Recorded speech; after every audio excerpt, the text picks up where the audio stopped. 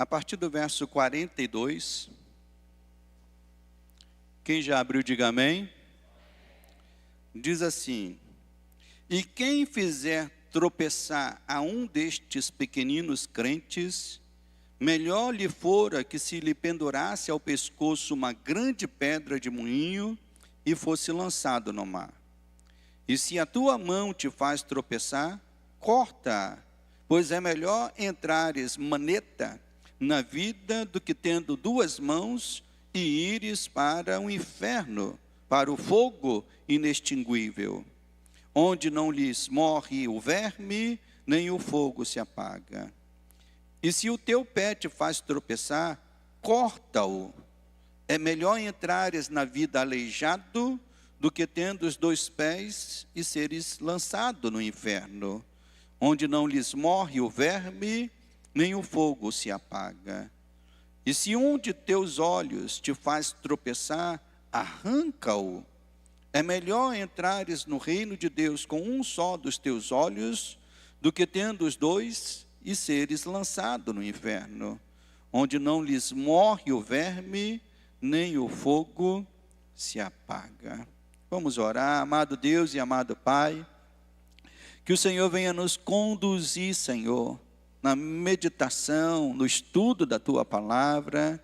Mais uma vez eu suplico, ó Deus, que o Teu Espírito, ó Deus, me dirija, me capacite com graça, unção, dons, para que eu seja um mensageiro fiel da Tua Palavra.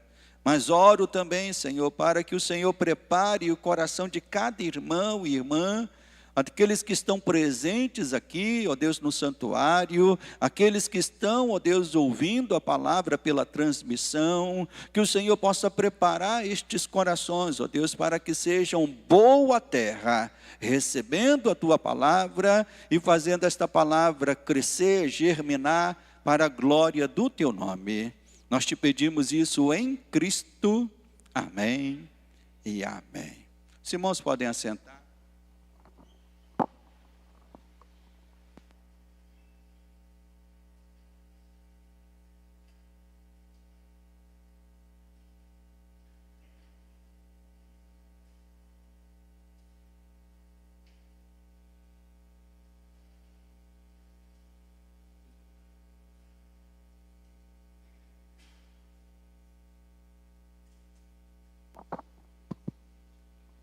Obrigado, irmão Vitor.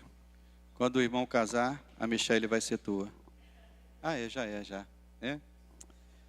Meus irmãos, o título dessa palavra é A Bíblia Fala do Inferno. E eu começo essa palavra fazendo uma pergunta. Você acredita no inferno? Ou acredita que exista o inferno? Eu vou perguntar de novo. Você acredita que exista o inferno? No passado, essa era um tipo de pergunta que majoritariamente a resposta para essa pergunta era sim. A maioria das pessoas que existiam no mundo, concordavam que o inferno era um lugar real, existente. No entanto, hoje, nos nossos dias, no nosso tempo, a resposta majoritária a essa pergunta é: existe inferno? A resposta majoritária é não. Não, muitas pessoas dizem, não existe inferno. E até mesmo argumentam dizendo, inferno é uma invenção da religião para impor medo e com isso adquirir a obediência daqueles seus seguidores. Então, na visão dos nossos dias, e é uma visão cada vez mais fortalecida, cada vez mais ampla, é que o inferno é, na verdade, uma invenção das religiões, especialmente a religião cristã, para impor medo e, por meio do medo, dominar as pessoas que vivem nessa religião. E essa mudança na resposta do sim para o não, ela ocorreu porque tem prevalecido nos últimos séculos a ideia de que necessariamente uma evolução humana esteja em curso nos nossos dias. Que os homens estão deixando, isso a gente vê especialmente na classificação que é feita pela história, né? A história antiga, a história medieval, e aí vem, depois da história medieval, qual é o termo que é dado para esse período da história? Quem pode me ajudar? Os 3 níveis da história, né? História antiga, medieval. A irmã Ana Célia está falando moderna, né? E é isso mesmo, né? A divisão do tempo histórico é classificado como história antiga, pré-história, história antiga, história medieval e a história moderna. E esse termo moderno quer significar o quê? É que aqueles que foram anteriores, os tempos que foram anteriores, foram tempos, né, eu diria que de uma imaturidade humana.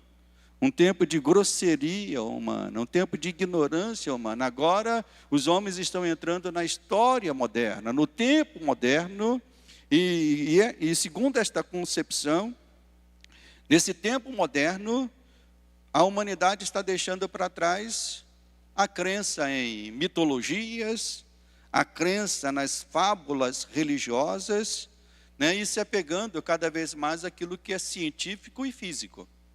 Então esse é o grande mote, né? Esse é o grande lema da sociedade ou da história moderna, né? É de que o homem evoluiu, é de que a capacidade racional do homem agora é maior. Então o homem não precisa crer em coisas que seriam mitologias ou fábulas religiosas. Mas a pergunta que alguns estudiosos fazem é: será isso verdade? Será que de verdade está acontecendo uma evolução humana, né?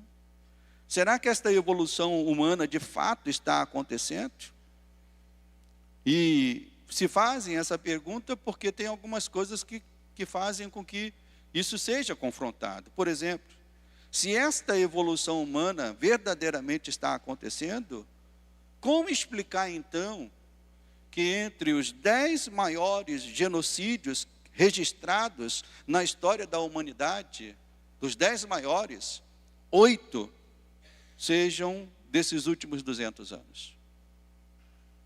Como explicar isso? Se a humanidade evoluiu, se o homem evoluiu, como explicar que os maiores genocídios, eles aconteceram, a sua grande maioria aconteceram exatamente nos 200 últimos anos? Se esta evolução humana é verdadeira, como explicar que as taxas de criminalidade, violência, roubo, não param de crescer no mundo inteiro?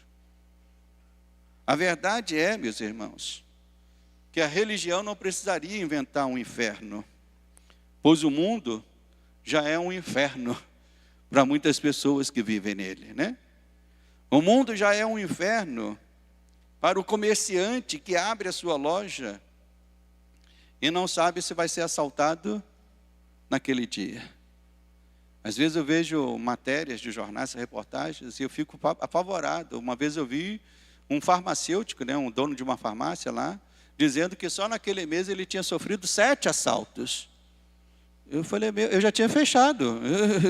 Eu não teria mais condições de trabalhar num lugar onde, num mês, a pessoa foi assaltada 7 vezes. É algo terrível. Então, o mundo já é um inferno para um comerciante que tem que lidar com isso. O mundo já é um inferno, meus irmãos, para uma jovem que tem que atravessar um lugar deserto, perigoso, com medo de sofrer um assalto ou até mesmo um abuso de algum homem, de algum estranho que possa lhe aparecer.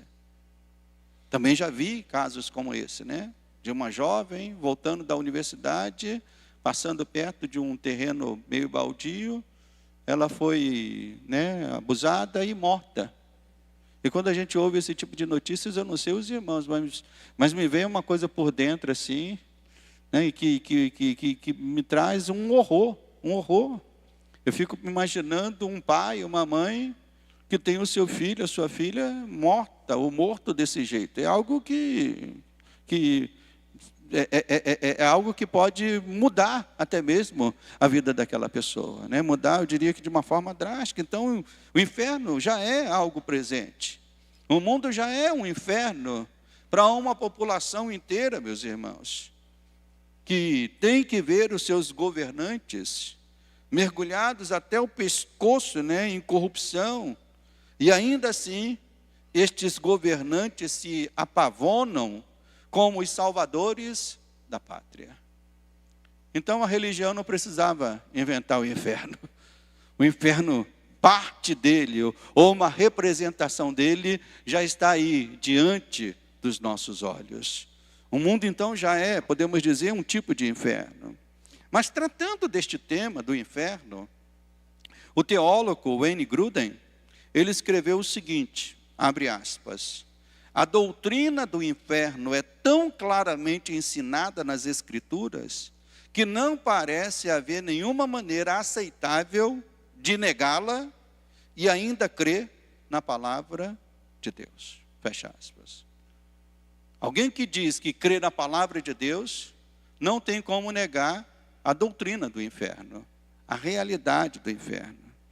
E eu pergunto aos irmãos, você concorda com esta afirmação desse teólogo, Wayne Grudem? Eu concordo, em gênero, número e grau, né? Não tem como negar esse tema ou negar essa doutrina se nós cremos de fato na palavra de Deus.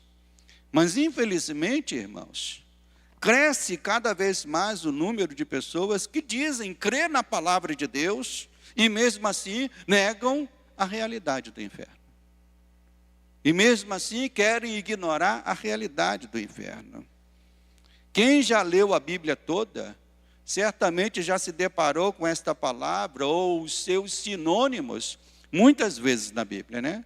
Palavra inferno, ou se não, o lago de fogo, enxofre, né? O fogo que não se apaga. Então são sinônimos para essa mesma expressão. E só nesse texto aqui, o texto que nós estamos usando como base para a nossa pregação, só nesse texto, quantas vezes a palavra inferno aparece? Quem é mais atento aí e lê o texto com mais atenção? Quantas vezes aparece? Somente nesse texto. Aparece 3 vezes. E esse texto narra a fala de quem? Quem é que está falando nesse texto? É Pedro? É João? Quem é que está falando nesse texto? Marcos registrou, mas quem é que está falando de fato? O próprio Senhor Jesus. Então é o próprio Senhor Jesus que está falando a respeito do inferno. E ele fala nesse texto 3 vezes.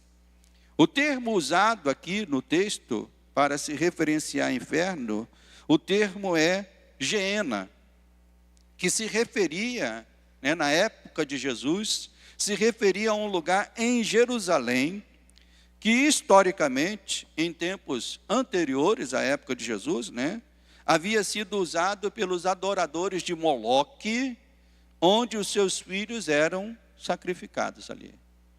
Então, o termo Geena vem dessa ideia cultural da época de Jesus, de um lugar em Jerusalém, que foi usado no passado, né, no passado deles, que foi usado como um lugar de adoração a Moloque, e onde os seus filhos eram sacrificados ali.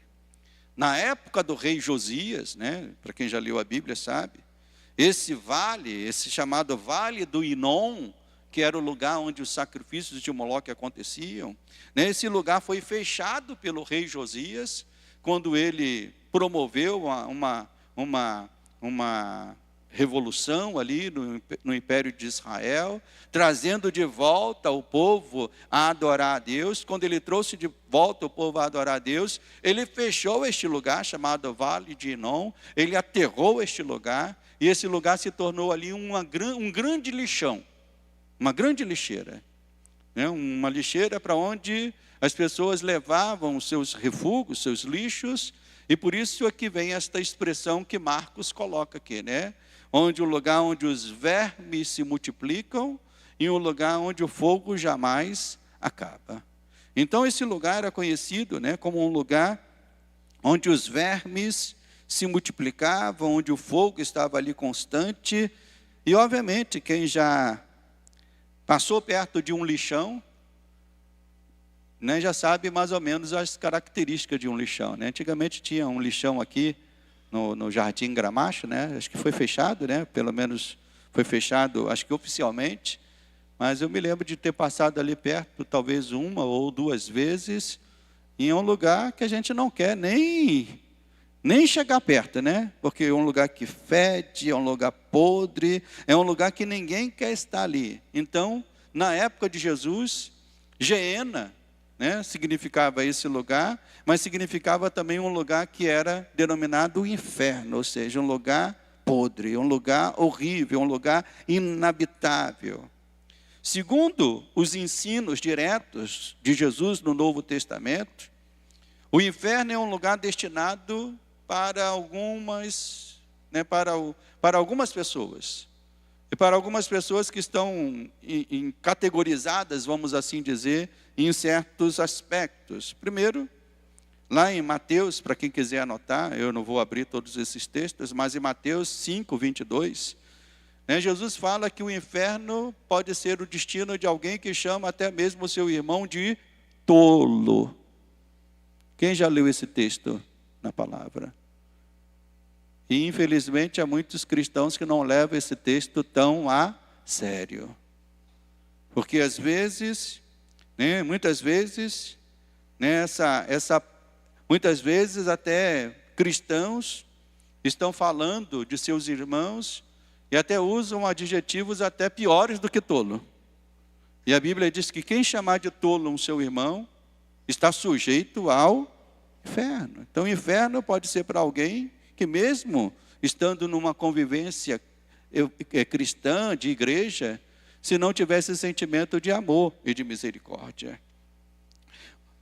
Segundo os textos também do Novo Testamento, especialmente dos ensinos de Jesus, o inferno também é destinado para os fariseus. Se teve alguém que ouviu tanta palavra inferno, foi os fariseus. E Jesus falava para ele, raça de víboras. Né? Quem dentre vós, raça de víboras, como escapareis da condenação do inferno? Está em Mateus 23, 33, para quem quiser anotar. E Jesus fala isso de uma forma muito dura aos fariseus. E alguém pode dizer, pastor, ainda bem que Jesus falou isso para os fariseus lá atrás. Mas eu pergunto, será que o farisaísmo ainda não acontece nos nossos dias? Será que os fariseus ainda não estão vivendo em nosso tempo?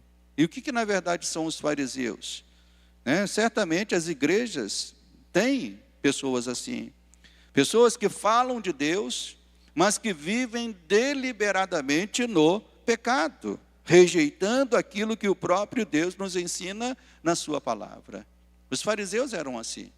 Estavam prestando o seu culto a Deus, estavam prestando os seus sacrifícios a Deus, mas ao mesmo tempo faziam tantas coisas que ofendiam ao próprio Deus. Então nós vemos que o farisaísmo ainda persiste nos nossos dias. Por fim, o inferno também é, segundo o texto lido, para aqueles que pecam. E vamos voltar aqui ao texto, né? Jesus diz aqui, olha, se a tua mão te faz tropeçar, o que você tem que fazer com ela? Corta. É melhor que você entre maneta nos céus do que entre com as duas mãos. Jesus fala, se o teu pé te faz tropeçar, o que ele manda fazer? Corta-o. Que é melhor você entrar aleijado, né, no céu do que entrar com as duas pernas. Se os teus olhos te faz tropeçar, o que o Senhor fala? Arranca-o. E alguém pode perguntar, será que Jesus estava falando isso literalmente, pastor? Certamente que não. Isso na verdade é uma hipérbole, né? Um exagero que ele está usando aqui, para que a gente possa tratar isso com a maior gravidade possível. Ou seja, nós não podemos nos confortar ou nos conformar com o pecado na nossa vida, achando que isso não tem uma consequência. Jesus está dizendo, tem consequência sim. Então aquele que vive no pecado, aquele que peca, né, com os seus olhos, aquele que peca, e obviamente que quando fala de olhos, falam de mãos, falam de pé, está dizendo a respeito do lugar, daquilo que nós vemos, e as criancinhas da igreja sabem muito bem, né, porque tem um louvor das crianças, né, que ensina isso desde a infância, né? Cuidado, olhinho, cuidado, mãozinha, no que toca. Cuidado, aí o pé eu não me lembro o que é. Tem pé também nesse louvor? Hã? No boquinha, no que fala, ouvido, no que ouve. Porque está ensinando o quê? Que os nossos sentidos devem ser sentidos usados para honrar a Deus e não para viver no pecado. Então, pecados, né, que envolvem o que vemos, pecados que envolvem aquilo que nós fazemos com as nossas mãos, pecado que envolve os lugares por onde nós andamos, né? Os pés, no sentido dos pés, os lugares onde os nossos pés nos levam. Onde os teus pés têm te levado? São lugares pecaminosos? São lugares que desonram a Deus? Né? Isso fica muito claro quando nós, até o nosso irmão Nicolas usou o Salmo 1 para a abertura do culto, né? Isso fica muito claro quando o Salmo 1 diz lá, né? Bem-aventurado o homem, e aí que diz, que não anda no conselho dos ímpios, não anda no caminho dos pecadores, e nem se assenta na cadeira ou na roda dos escarnecedores. É a mesma ideia. Ou seja, um homem que quer viver para a glória de Deus, que quer viver livre, longe do pecado, ele tem que fugir destas coisas. Na semana passada nós falamos sobre a visão distorcida do pecado. E hoje estamos falando sobre o inferno, que é a mesma, eu diria que é uma mesma casa com dois cômodos diferentes. O pecado e o inferno estão interligados. Então, alguém que tem uma visão distorcida do pecado, a consequência inevitável é que essa pessoa estará indo a passos largos para a morte eterna, para o inferno. Então, nós podemos dizer que o ensino das Escrituras sobre o inferno é algo real, que não pode ser negado pelos cristãos. Então, se você é um cristão que crê na palavra de Deus, quando alguém falar sobre o inferno com você e falar nesse sentido de negar, de dizer que isso não é importante, você tem que dizer isso é bíblico. A Bíblia fala sobre isso. Jesus falou a respeito disso, da gravidade, do peso a respeito disso. Mas a visão do mundo sobre o inferno, meus irmãos, é que ele, como eu já disse, é uma ficção criada pelas religiões para dominar a sociedade por meio do medo. Ou ainda, o inferno é um lugar, né, que o homem pode escapar até mesmo depois de morto. Se criou uma antessala do inferno, onde a pessoa chega até lá, né, fica um tempinho, mas depois, dependendo daquilo que as pessoas aqui na terra possam fazer, essa pessoa pode sair dessa antessala e ir para o céu, né? Eu, quando estava preparando esse texto aqui da mensagem, me lembrei de uma vizinha da minha mãe, que, se eu não me engano, acho que era segunda-feira. Toda segunda-feira ela acendia umas 15 velas em algum lugar da porta da casa dela. E a explicação é que essas velas eram para as almas que estavam no purgatório. Eu não vou perguntar aqui quem já acendeu, já fez isso, né? Mas o que eu quero te dizer é que isso não serviu de nada. Isso não serviu de nada. Aquela mulher só gastou velas.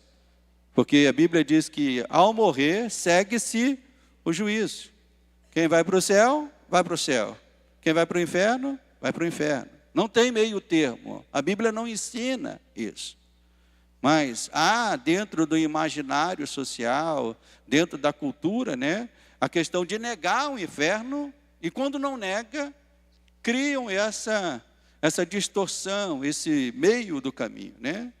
Isso se deve, por exemplo, a literaturas, até mesmo clássicas, uma delas, a obra clássica chamada Divina Comédia, escrita por Dante, onde ele descreve o inferno como um lugar com repartições distintas. Nesse clássico, né, da Divina Comédia, ele cria lá 9 repartições para o inferno, onde as repartições, onde o fogo está ardendo mais, é para os pecados mais graves. E onde o fogo arde menos, é para os pecados menos graves. E aí também ele coloca, né, nessa visão dele, ele coloca o purgatório, que é o lugar onde pessoas podem escapar do inferno. É uma obra clássica da literatura, mas não tem nada a ver com a Bíblia. A Bíblia diz que qualquer lugar do inferno será terrível. Eu gosto muito de uma frase do bispo Walter, que ele falou algum tempo atrás, que 1 segundo no céu nos fará esquecer de todas as dores que nós passamos aqui na terra. Mas 1 segundo no inferno fará também as pessoas esquecerem de qualquer alegria que tiveram aqui nesta terra.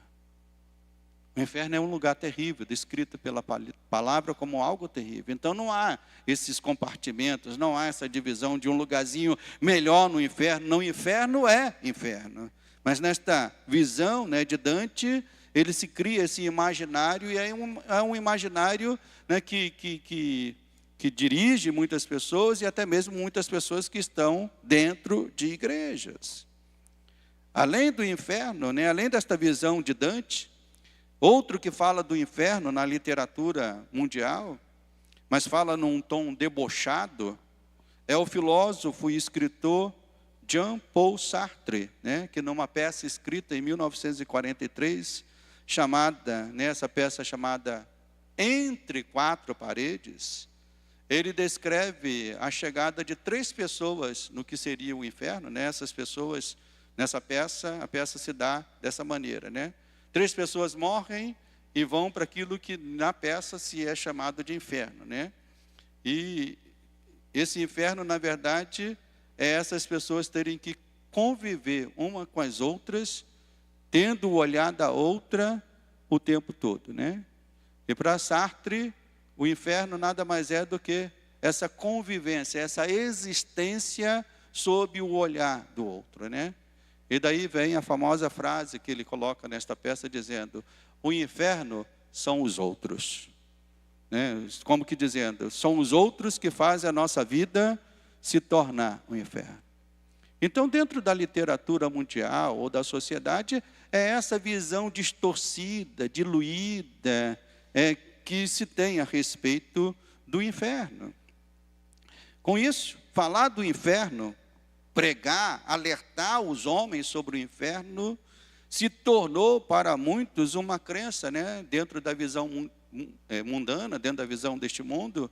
Quando uma igreja se levanta, ou quando um pregador se levanta para falar sobre o inferno, esse pregador é tido como um homem tolo, como, né, uma gente esquisita. Olha, ele ainda acredita nesse tipo de coisa.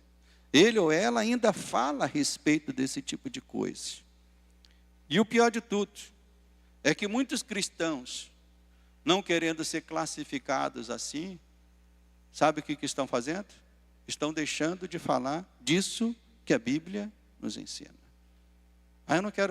Eu não quero passar por tolo, né, numa conversa entre amigos, numa conversa entre familiares, falar sobre pecado, falar sobre inferno, falar sobre ira de Deus, falar sobre condenação. Não, esses assuntos vamos deixar para lá.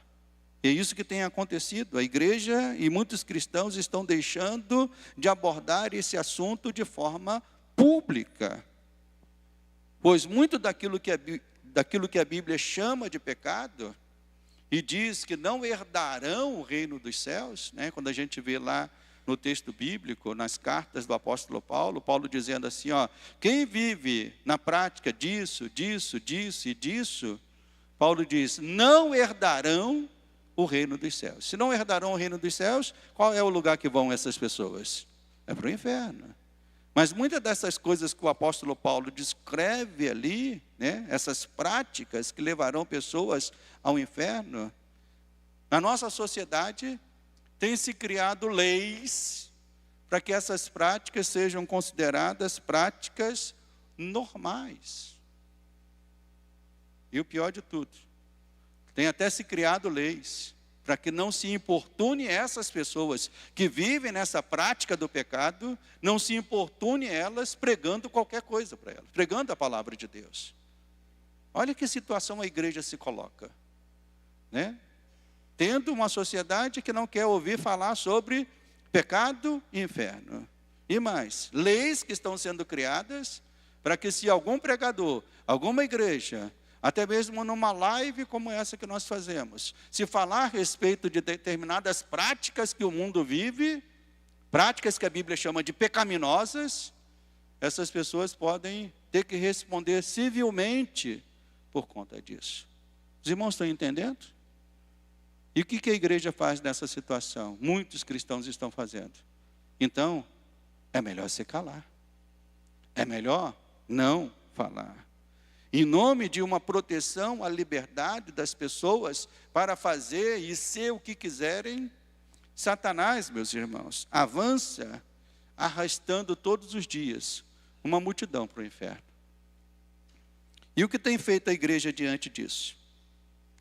Essa é a situação dos nossos dias. E o que tem feito a igreja diante disso? Eu diria que a igreja tem se dividido. Tem se dividido. Uma pequena parte se mantém firmada na Bíblia, pregando que o pecado mata, e aqueles que vivem em sua prática, se não se arrependerem antes de morrer, irão para o inferno. Essa é a pregação bíblica, que o pecado gera morte, e não morte física, mas a morte espiritual. Se a pessoa não se arrepender antes de morrer, a consequência dessa pessoa é ela viver a sua eternidade no inferno. Essa é a pregação bíblica, essa é a verdade bíblica. Então, uma pequena parte se mantém firme nessa pregação bíblica, anunciando isso. Essas igrejas bíblicas são aquelas que se encaixam muito bem nas palavras registradas no livro de Apocalipse, que foram dirigidas à igreja da Filadélfia. E que palavras foram essas? Lá em Apocalipse 3:8, que tens pouca força, entretanto, guardaste a minha palavra e não negaste o meu nome. As igrejas bíblicas se encaixam nesta definição. São igrejas que dentro da sociedade que nós vivemos, parece ter poucas forças. São irrelevantes para a sociedade que nós vivemos. Porque elas continuam ainda, para essa sociedade que nós vivemos, elas continuam ainda se apegando em crenças que não deveriam mais se apegar, segundo a visão do mundo. Né? Mas são igrejas que, como diz o texto bíblico, não negam, guardam a palavra do Senhor e não negam o seu nome. As igrejas bíblicas são aquelas que têm a aparência de pouca força. Elas não são relevantes, irmãos, aos olhos do mundo. As igrejas bíblicas, elas não são atraentes ao mundo. Seus pastores não estão na grande mídia. Seus cultos são simples. Não imitam os shows. Essas são as igrejas bíblicas. Os pastores não estão na grande mídia. Elas não são atraentes ao mundo. E os seus cultos não imitam shows. E a minha oração, o meu esforço, tal como eu sei, é a oração, e foi o esforço do bispo Weber, em todo o seu pastoreio aqui nesta igreja, é que esta igreja aqui da vila continue sendo uma igreja bíblica. Essa é a minha oração, meu esforço. E sei que é o esforço, né, o tempo todo do bispo Weber, para que essa igreja continue sendo uma igreja bíblica. Nós não queremos ser uma igreja que atrai os olhos do mundo, né, uma igreja show, não, é uma igreja bíblica. Mas, eu disse que a igreja tem se dividido, então a pequena parte é a igreja bíblica. Mas, uma grande parte da igreja em nossos dias tem ignorado os temas do pecado e do inferno, para com isso criar uma aproximação bem conivente com o mundo. Para as igrejas, vamos assim dizer, que não se preocupam tanto com a Bíblia, é muito bom ter uma relação de conivência com o mundo. Pois as pessoas que entram nestas igrejas não são estimuladas a mudarem. a deixarem seus pecados, a viverem de forma santa para Deus. Essas pessoas que entram nestas igrejas, que não querem se preocupar em ser igrejas bíblicas, elas podem continuar sendo o que são. Agora, apenas uma diferença. Elas têm um Deus que as ajuda a enfrentar os desafios da vida. Um Deus, né, que só se preocupa nas coisas imanentes. Transcendente, não, só imanente. Aquilo que é da vida. Trabalho, saúde, bom relacionamento, né? Então, as igrejas que promovem esse tipo de coisa atraem multidões. Por isso é que vemos cada vez mais em nosso tempo jogadores de futebol, atores, pessoas do show business, declarando-se evangélicas, ao mesmo tempo que vivem mergulhadas em pecados. Mergulhadas em pecados. E a pergunta é: o que estão ouvindo nessas igrejas? Qual é o ensino que estão ouvindo nestas igrejas? Qual é a exortação que estão ouvindo nessas igrejas? Isto ocorre, meus irmãos, porque a igreja se dividiu, uma grande parte dela se secularizando. É isso que é o tema do nosso estudo aqui aos domingos pela manhã. A igreja está se secularizando, a igreja está se igualando ao mundo, né? Adequando a sua pregação a uma pregação que agrade ao mundo, que agrade as pessoas que vivem no mundo. Isso é o processo de secularização. Então, grande parte está se secularizando e mais, se mundanizando. É isso que tem acontecido com muitas igrejas, grande parte da igreja, se mundanizando. Enquanto uma pequena parte, mesmo com poucas forças, continua fiel ao Senhor e à sua palavra. Então, como pastor desta igreja, a minha oração, meus irmãos, é para que esta sensação de conforto e conivência, tão comum em boa parte das igrejas dos nossos dias, desta conivência com o mundo, nunca tome, em primeiro lugar, o meu coração. Porque muitas vezes isso acontece numa igreja, porque esse processo de secularização tomou o coração do pastor. É muito atraente no sentido comercial, no sentido social, no sentido, né, de aparência. Um pastor ter uma igreja com 500 pessoas, 1000 pessoas, uma igreja gigantesca. Mas para isso, né, deixando de pregar as verdades da palavra de Deus. Eu já falei deste púlpito aqui que todo pastor sabe como encher uma igreja. É só deixar de pregar parte da Bíblia e pregar aquelas partes que mais agrada os ouvidos dos nossos tempos. As pessoas vão vir, as pessoas vão entrar. Mas quando houve uma pregação como essa de hoje, uma pregação como foi a de domingo passado, essas pregações, isso não agrada o ouvido de muitos. Então a minha oração é para que esta sensação de conforto e conivência com o mundo não tome o meu coração, e nem o coração desta congregação que pastoreio. Pois esta conivência com o mundo, meus irmãos, ouça isso que o pastor vai falar. Esta conivência com o mundo é o ápice do trabalho de Satanás. Sabe por quê? Porque ele está usando a própria igreja para arrastar multidões para o inferno. Isso me apavora. Isso me apavora. De saber que Satanás está usando parte da igreja para arrastar multidões para o inferno. Isso é o ápice do trabalho dele. E a minha oração é que Deus nos livre disso. Deus me livre disso. Deus livre essa igreja disso. E alguém pode perguntar: pastor, como é que essa história vai acabar? Como é que isso vai acabar então? Certamente quem lê a Bíblia e confia nas suas palavras já sabe como a história vai terminar. Amém, meus irmãos? A Bíblia ela já descreve como a história vai terminar, como o diabo vai terminar, como que vai, o que vai acontecer no inferno, né? O Senhor fez questão de mostrar isso. Vamos lá, em Apocalipse, capítulo 20. Apocalipse, capítulo 20, versos 14 e 15, já no finalzinho da Bíblia. Apocalipse, capítulo 20, versos 14 e 15. Diz aqui a palavra: então, a morte e o inferno foram lançados para dentro do lago de fogo. Esta é a segunda morte, o lago de fogo. E se alguém não foi achado inscrito, aonde, meus irmãos? No livro da vida, esse foi lançado para dentro do lago de fogo. Então, a Bíblia nos mostra que Satanás e todo o inferno estão com os seus dias contados.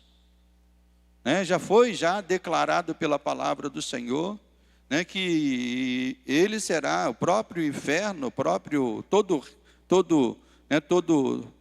o inferno será lançado para esse lugar chamado lago de fogo, de destruição. Eles agem, sim, mas a palavra do Senhor nos mostra que a derrota deles é certa e declarada pela palavra. Então, alguém pode dizer, mas o inimigo está agindo. Sim, ele está agindo e vai continuar agindo até a volta de Jesus. Infelizmente, ele conseguirá arrastar muitos para este lago de fogo, junto com ele. Mas aqueles que se mantiverem fiéis à palavra, firmados na graça de Cristo Jesus, e mais, como diz aqui a palavra do Senhor, qual é a condição para que uma pessoa não seja lançada no lago de fogo? Diz aí o texto. O nome dele tem que estar onde? No livro da Igreja Nova Vida da Vila São Luís, é isso? No livro da Igreja Batista, no livro da Igreja Assembleia de Deus. Não. O nome dele tem que estar inscrito no livro da vida. E o nosso nome só é colocado lá por meio da graça do nosso Senhor, por meio do sacrifício do nosso Senhor. Somente esses escaparão desta condenação. Então, para garantir esta salvação e vitória sobre o inferno, Jesus deu aos seus eleitos, Cristo precisou dar esta vitória e salvação. Para isso, Cristo precisou assumir a culpa que era nossa e, de fato, irmãos, morrer pelos nossos pecados. A Bíblia nos ensina isso, e a Bíblia nos ensina que ele não fez isso de maneira superficial. Segundo algumas heresias dos primeiros séculos, que ensinavam que Jesus, na verdade, não morreu na cruz. Na verdade, foi um fantasma dele que teria morrido na cruz. Isso é uma heresia, porque Jesus, de fato, precisou morrer. O seu corpo morreu. E mais, a Bíblia nos ensina, o próprio Senhor Jesus declarou isso a João, lá na sua revelação do Apocalipse, no capítulo 1, versos 17 e 18, quando Jesus se apresenta para João, olha o que Jesus diz para João. O texto diz, ele pôs sobre mim a mão direita, dizendo, não temas, eu sou o primeiro e o último. E diz, aquele que vive, estive morto, mas eis que estou vivo pelos séculos dos séculos. E mais, e tenho as chaves da morte e do inferno. Então, quando Jesus morreu na cruz por nós, a Bíblia nos ensina que ele desceu à morte, e mais, foi até o inferno, e tomou das mãos do inimigo as chaves da morte e do inferno. O inferno já não tem mais poder sobre aqueles que pertencem a Cristo Jesus. São esses que têm os seus nomes escritos no livro da vida. Então o homem pode obter a vitória sobre a morte e o inferno, e tão somente se permanecer firmado naquele que já conquistou esta vitória. Não sou eu que conquisto esta vitória. Jesus já conquistou essa vitória por mim. Ele já tomou a chave do inimigo. Está nas mãos deles. Está na mão dele. Então jamais o homem poderá obter essa vitória sobre a morte e sobre o inferno sem Jesus. não são as boas obras, não são os muitos caminhos religiosos, e muito menos o ignorar o pecado e o inferno. Pelo contrário, aqueles que estão ignorando o tema do pecado e do inferno, esses estão caminhando cada vez mais a passos largos para a sua perdição. Então a Bíblia insiste, meus irmãos, e nós como igreja devemos insistir, que fora de Cristo não há como o homem escapar do inferno. Posso ouvir um amém? Eu vou dizer isso de novo. Fora de Cristo não há como o homem escapar do inferno. O mundo pode querer apresentar 1000 caminhos, mas a Bíblia só diz um caminho. Aquele que tomou as chaves da morte e do inferno. É esse, somente esse, que pode conceder a nós a plena salvação. Quando eu me converti, e ano que vem vai fazer 40 anos que eu me converti, eu acho que eu tinha uns 2 aninhos só. Né? Para os irmãos não olharem, mas pastor tem 40 anos. Eu conversando no jantar de casais com o irmão da irmã Ilza, né? O Almir, né? O Júnior, né? Ele falou, pastor, eu dava 45 anos para o pastor. Eu falei, vou pagar o teu jantar. Vou pagar o teu jantar, né? Mas quando eu me converti, meus irmãos, algumas mensagens que eram pregadas trouxeram um grande impacto sobre a minha vida e sobre a minha fé. E algumas dessas mensagens eram baseadas no texto de Ezequiel, capítulo 3. Quando Deus diz ao profeta que a casa de Israel deveria avisar, que Deus orientava e mandava que a casa de Israel avisasse ao perverso a respeito do seu pecado. E se esse perverso morresse no seu pecado, sem que Israel avisasse a ele a respeito do seu pecado, o texto do profeta Ezequiel diz que Deus iria requerer o sangue daquele pecador que morreu, da pessoa que não anunciou a mensagem do pecado.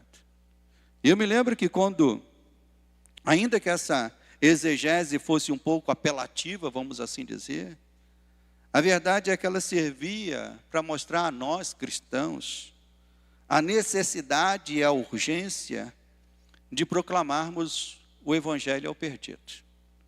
É por isso que eu sinto falta desta época, de uma época onde a igreja tinha mais urgência de pregar o evangelho, onde a igreja tinha mais urgência de falar do pecado, da morte eterna, da condenação do inferno para os seus parentes. Tinha uma urgência, porque a igreja entendia que se calasse, o peso disso recairia sobre a sua própria vida. E eu creio que a igreja dos nossos dias, irmãos, ela precisa voltar a esta consciência, a esta urgência.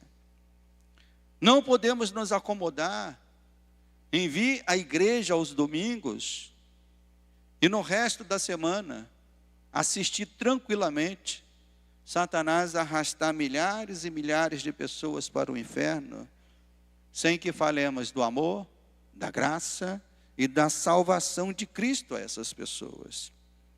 Eu me recordo desta época, que eu estou falando, eu me recordo de um hino que nós cantávamos e que fazia os nossos corações arderem pelos perdidos.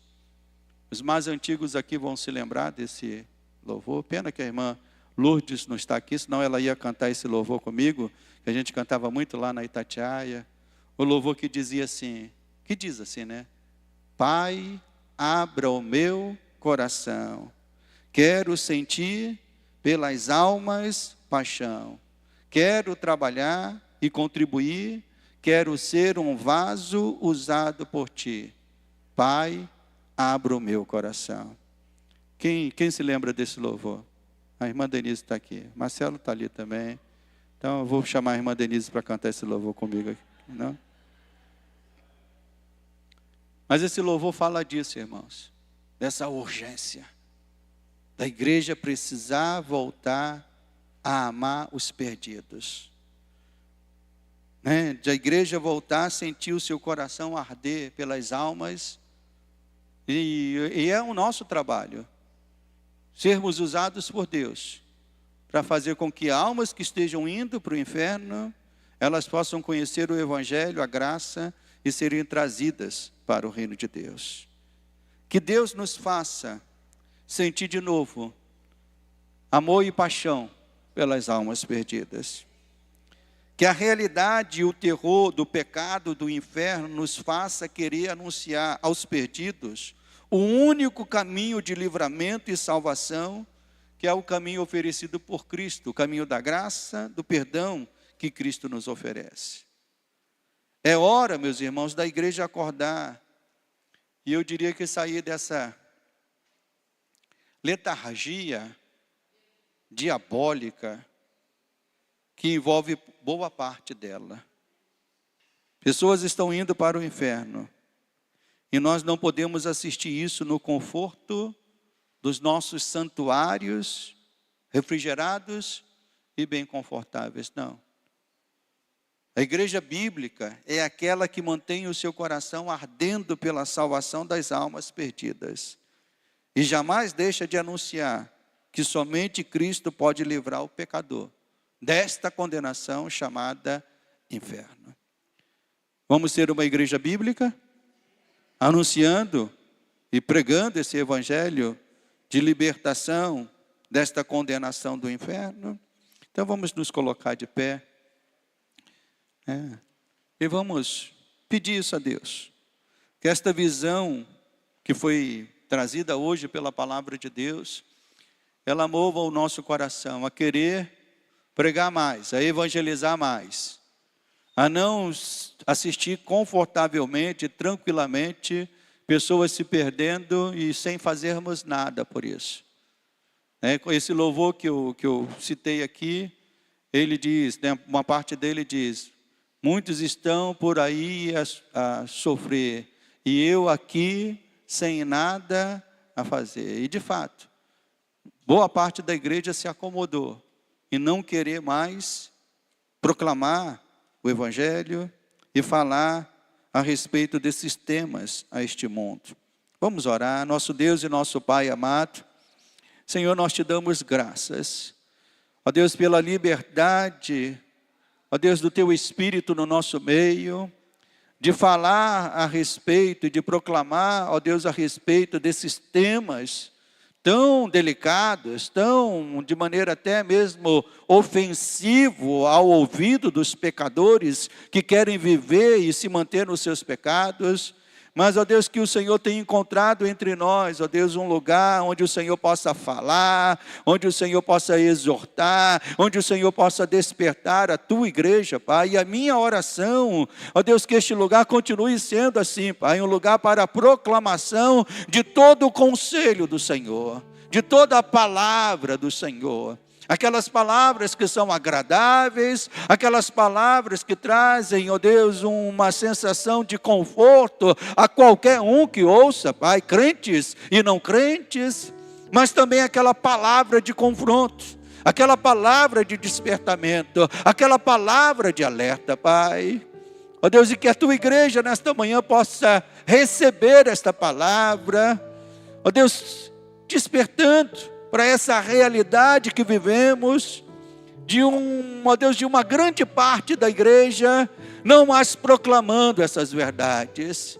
E com isso, meu Pai, vermos até mesmo grande parte da igreja, ó Deus, se tornando, ó Deus, inócua, a ação de grande parte da igreja se tornando inócua, ó Deus, não proclamando o caminho de salvação ao pecador e, consequentemente, permitindo que esse pecador se perca, Senhor. Ah, meu Deus, livra-nos desta conivência com o mundo, livra-nos deste conforto, Pai, de não pregar estas verdades da palavra de Deus e termos uma multidão de pessoas dentro da igreja, ó Deus, querendo falar de Deus, mas vivendo ainda assim presas, ó Deus, na prática dos seus pecados e se deleitando neles. Não, Senhor, Que o Senhor desperte a tua igreja, desperte os filhos e filhas que estão aqui nesta noite, nesta manhã, Pai, para podermos, ó Deus, sair daqui, querendo sim proclamar, anunciar, revelar a salvação que está em Cristo Jesus. Ó Deus, encha-nos com esta ousadia, encha-nos com esta paixão, amor pelos perdidos, Pai, para que esses perdidos possam ouvir o Teu Evangelho, a Tua Palavra, o caminho, e receberem o caminho da salvação. Assim como aconteceu conosco um dia, fomos alcançados pela Tua graça, porque, ó Deus, um amigo, um irmão, um familiar, se aproximou de nós e anunciou esta verdade. Meu Pai, que a pregação do Evangelho não seja algo, ó Deus, apenas praticado dentro das igrejas, mas queremos praticar isso na nossa casa, queremos praticar isso no ambiente de trabalho, queremos praticar isso numa condução, ó Deus, que tomamos ao longo da semana, ó Deus, para que os perdidos possam se achegar a Ti. Nós te pedimos isso, Pai, no nome santo do Senhor, e aqueles que amam o Senhor digam amém e amém.